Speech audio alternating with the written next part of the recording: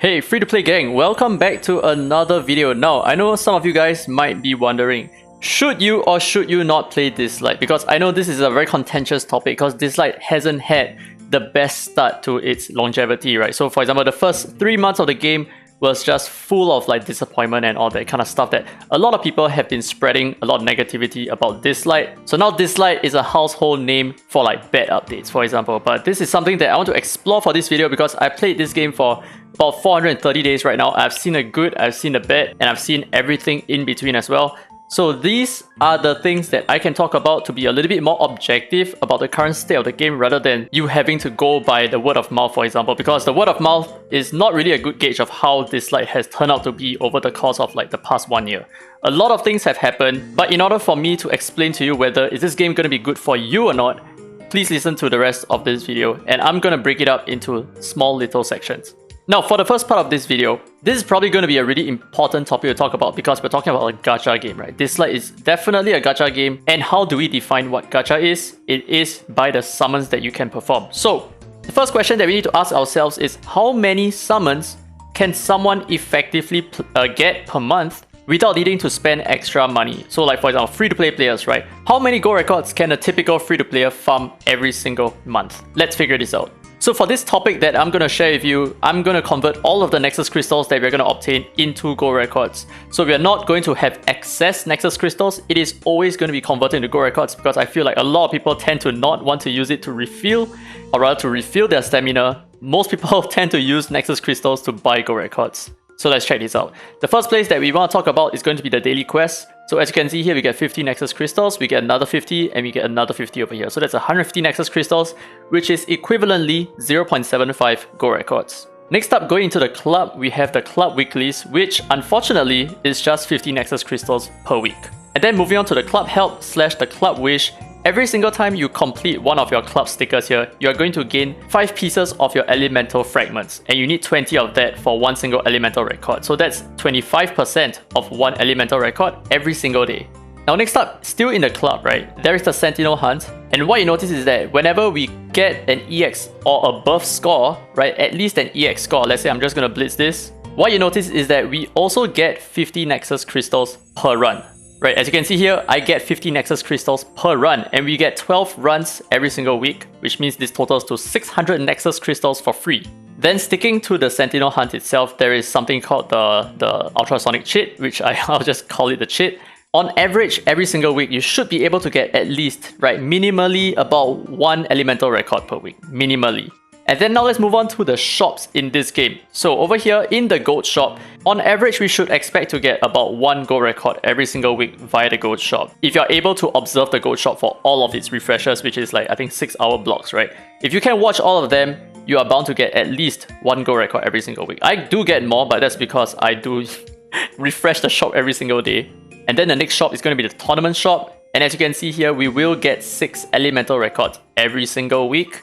And then moving on to the cube shop, we will get 2 gold records which I've already purchased, and we will get another 6 elemental records in total. Then moving on to the club shop, we will get 1 gold record and 9 elemental records. That is a lot. And of course, half a single shimmer record over here because we need 50 fragments in order to fuse into 1 shimmer record. Then the next place that we can also farm gold records is at the Ritual Miracles, the Desolate Lands, and your Expedition. So all of these, I'm just going to cluster into one single entity.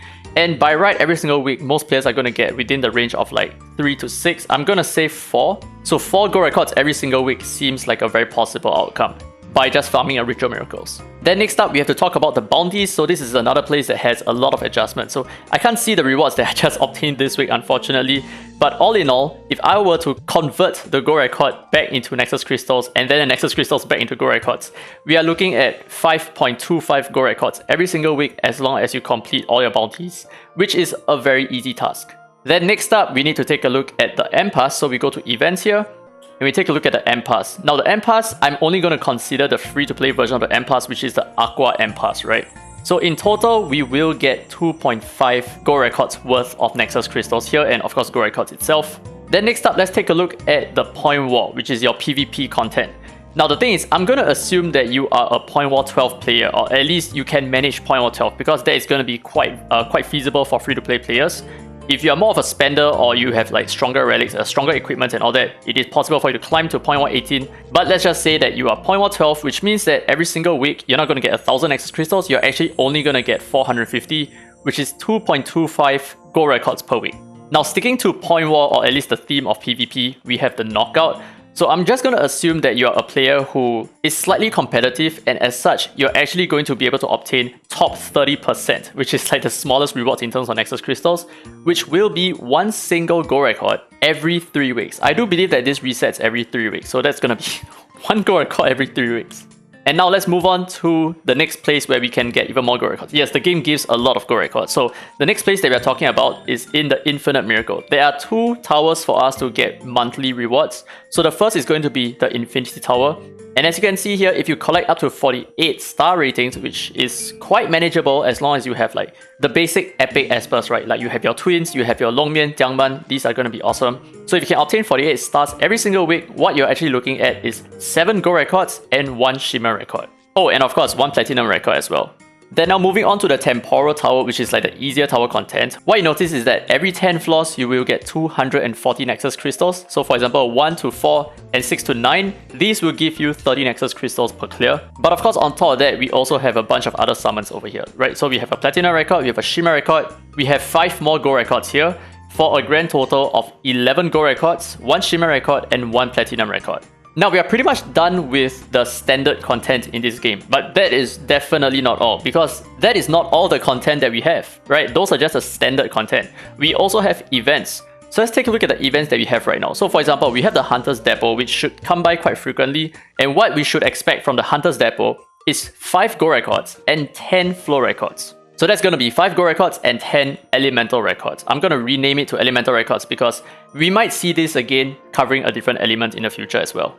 And then the other event is going to be the Celebration Collection event. And as you can see here, we are going to get 1 piece of each elemental records and 3 gold records. And I'm not even going to consider the Nexus Crystals that we get over here because this is a lucky draw. I don't even know what the rates are. Then in furtherance to your events, we also have the Warm Spring, which I think it should probably come by as like, I don't know, Warm Summer and then, or maybe like Hot Summer and then Emo Autumn or something like that, right? So if we do get seasonal events like these, this is actually going to amount to 30 elemental records within a period of 2 months. And finally, our final event is going to be like one of these recurring events that happens probably once every 3 weeks or so. So this is the Heron box, and we can obtain up to 5 gold records by clearing this entire box, which is like completely free to play. Just play the game and you're gonna get all the rewards this way. So I know this is a lot of gold records that we do not know how to accumulate, right? But don't worry, I've already done the statistics for you guys. I have a chart for you, and as you can see on the screen, these are all the summons that we can obtain, right? So I've just went ahead to jot them down and assume that 1 month is 28 days. So based on a month that lasts for 28 days, what we're expecting per month is actually 130 gold records, 115 elemental records, 4 shimmer records, and 2 platinum records every single month by just clearing your standard PvE content and your events as well. That's about it. For a grand total of 251.7 summons, which is a lot of summons, and that adds up to 3.78 legendaries every single month. 3.78. Now, one thing that might stand out to you is how is it that 130 gold records translated into 2.48 legendary espers? Because by right, our PT is 1 in 100, right? And the reason for that is because I've taken into consideration the PT, and on top of that, I've also taken into consideration the wish stones that we are going to obtain by getting legendaries this way. So instead of having 1.3 legendaries, we need to take into consideration the long run average. So as such, that actually translates into 2.48 legendaries per month. So with the grand total of 3.78 legendaries that we can obtain every single month, completely free to play. By the way, this is like completely free to play. I have not considered energy refills yet, which means that we are possibly going to obtain more rewards by beating more ritual miracles, for example. So by being completely free to play, we are able to obtain almost 4 legendaries a month. I do feel like this is a lot better than most gacha games out there. In terms of just obtaining legendary espers, Dislyte is definitely way ahead of the curve. Now for the next 2 points, this is something that really needs to be discussed because in gacha games, there is always a constant conflict between free-to-play and pay-to-win, and what is the spread and how dangerous is the game in terms of its cash grabbiness or its monetization, right? So we're going to start off with how pay-to-win is Dislyte. Okay, so Dislyte, like most other strategy RPG games, is going to have its own pay-to-win aspect. So there are 7 points in fact. So the first is that PvP is extremely toxic because of R6 espers. So because Resonance 6 espers exist, the power of your Espers actually changes a lot between an R0 Esper and an R6 Esper. So like for example, my Intisar is R0, which means I need to obtain another 6 more copies of her in order for me to like fully resonate her and get the best out of her kit, right? And that actually changes a lot for her kit, because now she gains like attack up buff for your entire team. She gains like a lot of other stuff, right? A lot of good stuff, like she's able to spam her third skill on her R2 and all that. So being R6 is a major advantage, which means PvP, you are going to face certain whales who have such advantage, and then you're most likely going to lose out because of that. Now, point number 2, Shimmer legendaries are quite broken and also quite essential in some cases. So like for example, Unas and Lucy, they are really good for all content, also really good for all PvP, and JJ is just extremely broken in RTA, in like maybe point war offense, and in holo battles as well. So these Shimmer Espers are super rare and super powerful. Like they have not been balanced just yet, they have only been improved thus far. Then next up, another PvP content, so this is point 3. RTA is an auto-lose or auto-win content depending on your roster. So if you have the spread of Espers, you're gonna win RTA. If you do not, then unfortunately you're gonna sub. Now, point number 4, as much as I want to say that PvE is quite free-to-play friendly, it is not true at all. So there are 2 areas where PvE becomes very pay-to-win. So the first place is definitely going to be Desolate Lands. If you do not have select few Espers, you're not going to be able to obtain like this kind of score, or you're probably not even going to be able to obtain EX++ very regularly. So you will need certain legendary Espers, you will need certain 4-star epic Espers as well. The kind of spread of Espers that you have will determine whether you fail in this content or you do very well in this content. And of course, the same is true for Sentinel Hunt as well, which is the club boss content. So if you do not have the Espers that you need, so like for example, right, let's just take a look at Dark Starlord for example. We need 15 different Espers just to build this team up. And on top of building these 15 Espers, you need them to be the ideal specific Espers as well. Each of these Espers have a role that needs to be met, and most of the time they are going to be legendary Espers or very rare epic Espers. Or maybe even needing them to be R6 for example, right? So like for example, Falcon here needs to be R6 even though he's an epic, so you're going to have to summon a lot of times for that to happen. And the same goes for Kara as well, and some other Espers. Like even some of the legendary Espers require R6, like Sally for example. My Sally is only at R2, so she's not a heavy performer here, but if she's at R6, that's gonna boost my score up by a lot, but she's a legendary Esper, right? Now, point number 5, having specific legendaries makes content clearing much easier. So the thing is, having free-to-play Espers, yes, you can clear most content in this game.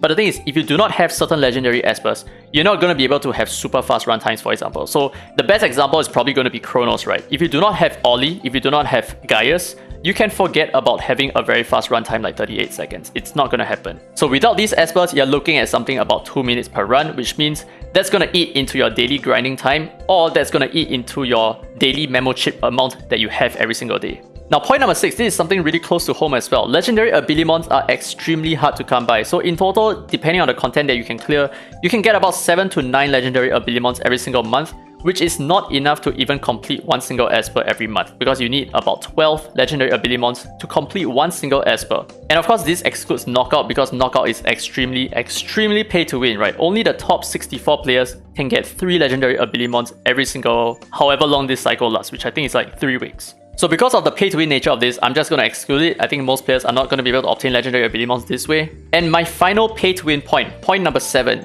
Many Legendary Espers have their usefulness gated behind R2 to R6. So let me show you like some examples here, right? So for example, Yun Chuan, he is not going to be a high performer unless he's at R2, which means you need to have 3 copies of him.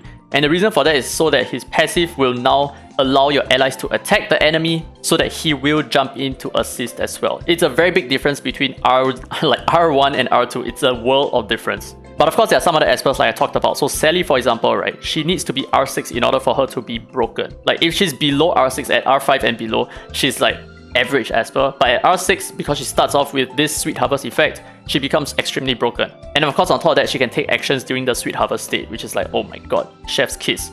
And of course, some other Espers like Gaius, R2 really good, Unas, R2 really good, Ollie, R2, R4, R6, all really good. And of course, there are Espers like Ashley and Ophelia who don't really benefit from extra resonances. Okay, I won't say Ashley, but I'll say probably Ophelia. She don't even need any resonances at all. But the thing is, most of the Espers do require certain resonances in order for them to be extremely broken, which is what makes this game a little bit pay to win in this regard. Alright, so that is how pay to win Dislyte is. Now let's talk about how free to play is Dislyte, because this is like the other side of the coin. We need to be objective here, alright? We need to give and take. So now we're going to give, there are 11 points as to why Dislyte is free to play. Now, point number 1.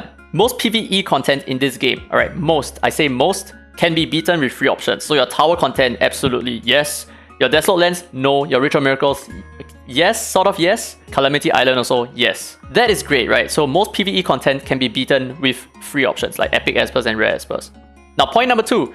Game gives free espers that are useful in clearing content. So right now, they have given us a lot of free espers. They have given us an R6 Palmy, which is really good in Calamity Island. They have given us an R6 Lucas as well, which is really good for PvP, for a lot of PvE content as well. They've given us Sally via the Spatial Tower. They've given us Gabrielle via Fusions.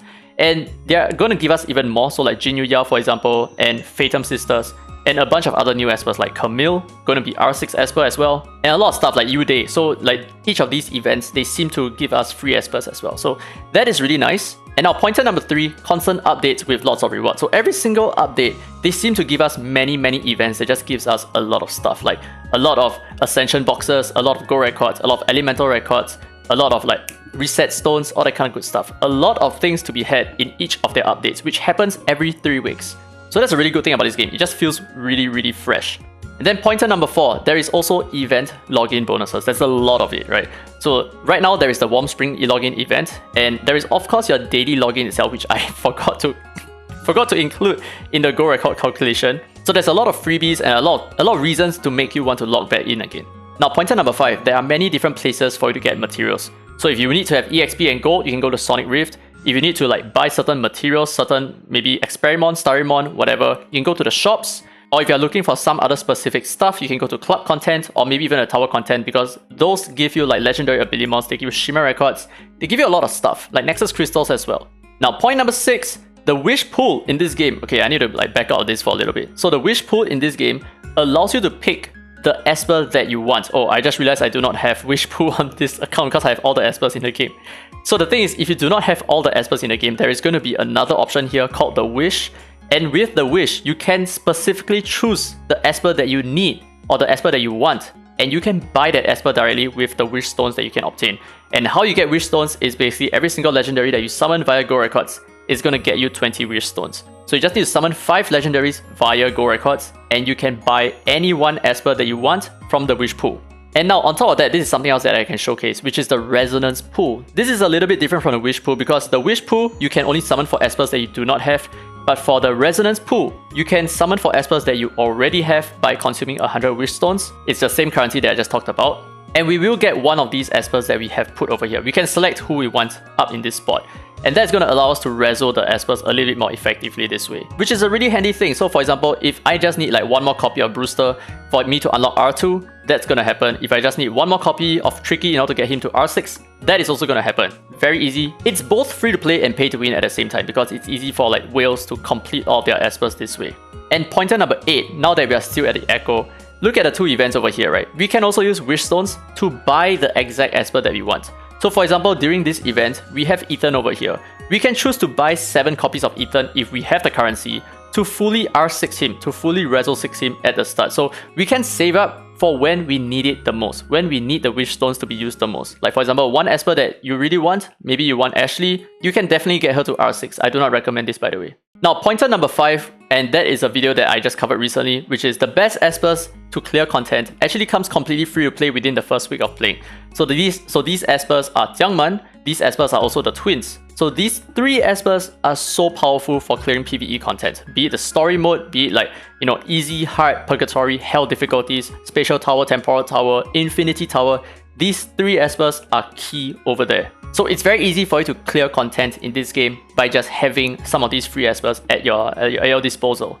Now, pointer number 10, you can buy the espers you need for PvE roles. So for example, if you go to the shop, or for example, let's take a look at the Divine Sequencer first. So this is going to be a place where if you have a lot of excess summon currency here, like for example, you get this currency if you get extra copies of espers that you don't already need. And you can use this particular currency to buy the esper that you want. So for example, we can buy Sender Ripples. So we need 40 Ripples of him in order to get him.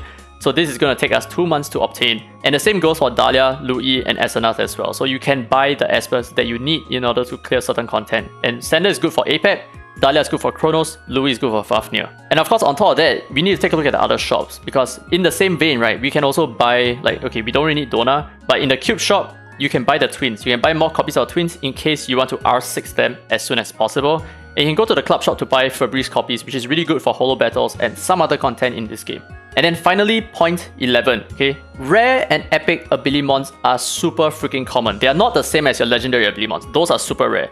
But for your rare and epic abilimon, they happen so frequently. So if you go to the gold shop, it's so common to see rare abilimons and epic abilimon fragments here. That makes it so easy for you to build epic and rare espers. Like, these are the espers that you need to clear most of the content in this game, and it's going to be very easy for you to do so. You just need to buy it, or if you need to, you can refresh a shop every once in a while. But most of the time, you're going to have an excess, an abundance of these resources, like these materials. So for example, I'm like sitting on 72 epic abilimons right now, and 30 rare abilimons. I'm just not buying any more of them.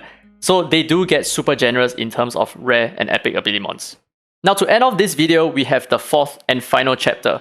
How exactly is the daily grind? Because this matters a lot to players who want to have control over their time, who wants to figure out whether the game itself is something that you'll be interested in playing.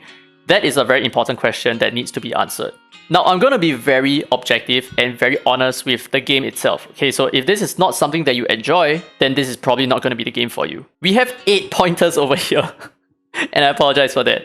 Pointer number 1. This game is 100% an equipment farming simulator. So right now I'm farming APEP as I'm talking, right? And this is where you farm like equipments, for example. So there are 3 Ritual Miracle bosses at this current juncture. So there is APEP, Chronos, and Fafnir. And each of them drop different kinds of equipments depending on what you need, like the different types. So for example, now I'm farming Avatara and I'm also farming Ocean sets. So this is why I'm farming the boss right now. So depending on what are the equipments that you need, you're going to farm a separate boss. And every single day, you're just going to be farming Ritual Miracles for the most part. Or you're going to be farming the Desolate Lands for equipment boost stones. So that is something for you to upgrade your equipments a little bit further. So this game is definitely a farming simulator. Now, point number 2, in terms of PvP content in the game right now, or at least like consistent PvP content, we are talking about Point War. And how Point War really looks like right now is essentially just a skip button. So let's take a look at this, right? See, I'm going to fight this guy. Instead of challenging this person, I can just quick battle. I can skip it, instant win, and that's about it. Like this is literally what PvP looks like in this game. It's quite basic right now, and it's very uneventful unless a knockout comes around or unless RTA or holo battles get like improved a little bit.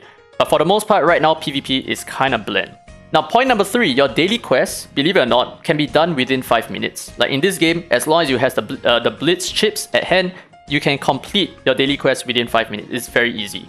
And now, pointer number 4. Okay, so this game is more of a planning and theory crafting game than it is actual playing. Because as you can see here, I'm just auto-repeating. And the reason for that is because I've done the planning, I've done the theory crafting, so that my team works, and I know for a fact that if I run this on auto, it's gonna work. So that's the game as a whole. It's more of like a FIFA football manager or something like that. This is exactly what you're playing over here. There are manual content in this game, definitely, right? There are manual content, but those are very few, and you will still need to plan ahead before running manually as well. You need your characters to be like perfectly positioned as well. Now, pointer number 5. Events keep things really fresh with a constant feeling of getting more and more freebies. So every single time an update drops, there's just a lot of freebies to be had, which is a really nice thing to feel. So at least you will look forward to logging in, because when you log in, you're going to obtain something. And that's I don't know, it's a really nice touch, I guess. And pointer number 6, okay, just because of how this game is a planning game and theory crafting game, there is actually a lot of goals that you will need to make and a lot of achievements for you to have as well. So for example, you can either choose to, I don't know, build a really strong Ritual Miracle team, and there are 3 of them, or you can choose to build one of the 3 Desolate Land teams as well. There are so many of them.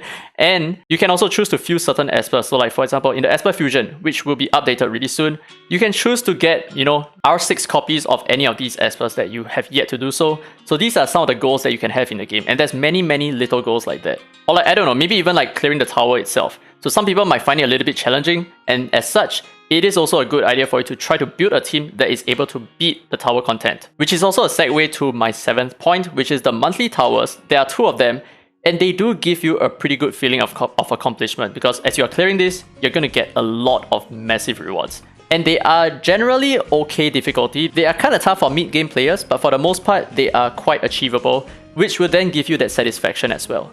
Now, my final pointer for this video, okay, this game is 100% not a casual game. As much as it is hands-free, it is nothing casual at all. In fact, you need to constantly be on the ball with like the things that you're doing in this game. You need to, if you need like to do certain ritual farming, you will need to dedicate that time to doing that ritual farming. But the thing is, you do not want to over farm it, because then you might need something else from a different boss, for example, or you might need to get boost stones to further improve your current equipment, for example. So you always need to know what you need right now. And when you get what you need to move on to the next thing. So as much as I hate to say it, there is a lot of micromanaging in this game that makes this game pretty much a full-time job, or at least 3/4 of a full-time job. You need to really know what you're doing every single day. If not, being a casual player is going to be very detrimental for your daily life over here. Like, if you do not have any goals set for yourself, you're just going to keep doing the same thing, you're not going to improve your account, you're going to feel very stale and stagnated, and you're going to feel like the game is really like not worth playing. And the problem with that is because you're not even trying. So that's the main thing. If you want to enjoy this game, you really need to try. You really need to give 110% in order for you to build something that is incredible, or a team that is fun to play, or maybe something that allows you to beat certain achievements, for example. So all in all, that's it for this video. I know I dragged it on for a little bit too long, but the thing is, there is a lot more that I would like to say about whether should you play Dislyte or not. And of course, I leave it to you. But of course, if you watched all the way to this point of the video, please let me know as well. Please leave it down in the comments below so that I know that you actually bothered watching all the way here, because I did a lot of planning for this video to happen. And I am truly thankful that you stayed all the way to the end.